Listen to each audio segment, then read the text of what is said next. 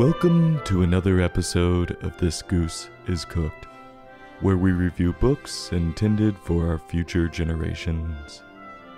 Today's book, Toad on the Road, A Cautionary Tale, by Stephen Shaskan, published by Harper, an imprint of HarperCollins Publishers.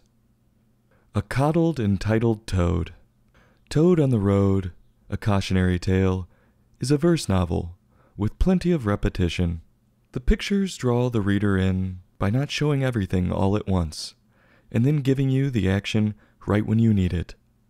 When this book says it's a cautionary tale, I don't know if it's a cautionary tale about the toad or the other creatures who encounter him. The book follows a little toad who is playing in the road. Creatures drive up on him and warn him to get out of the road, and then an unexpected twist happens at the end. The story begins with an urgent warning saying, I quote, "Toad on the road, toad on the road. Oh no, there's a toad on the road."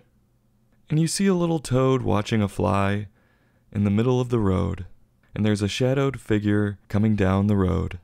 The toad looks like he clearly has nothing going on upstairs, and as a reader you have your ass cheeks clenched, wondering if the toad is going to get smoked by whatever is coming down that road in the first few pages. Well, you turn the page, and it's worse than you could even expect. It's a bear on a bicycle.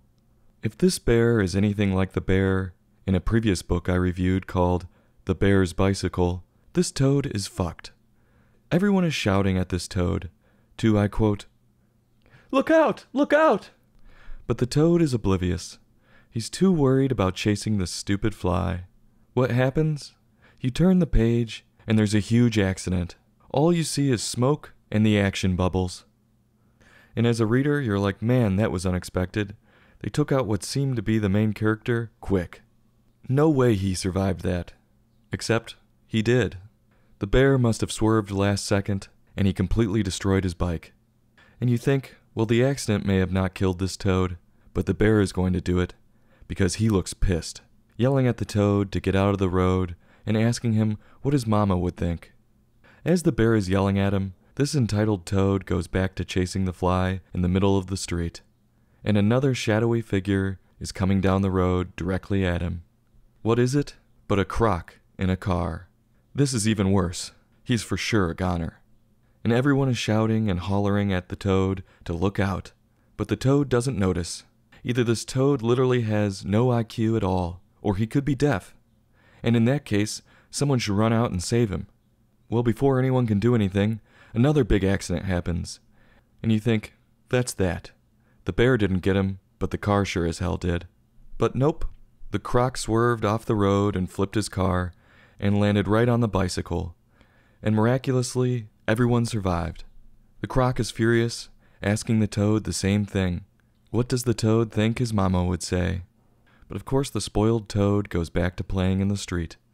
And the same events happen to a Vol in a van, whatever the hell a Vol is. He swerves and crashes in the same spot, flipping over several times, but thankfully everyone is okay.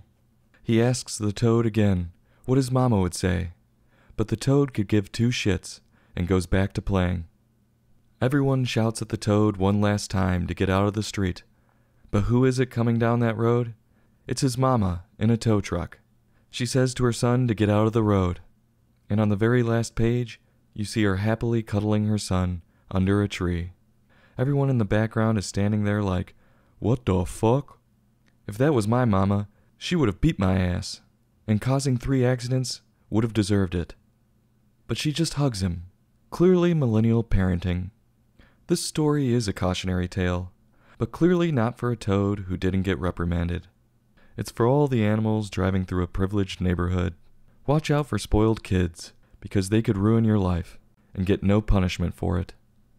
I had high hopes for this book, and wanted to give it an even higher score, because of the way the writing and pictures got the reader involved.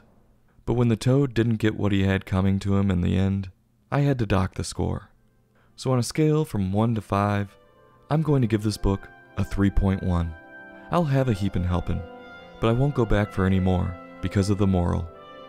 This goose is cooked. Join us next time for another in-depth book review.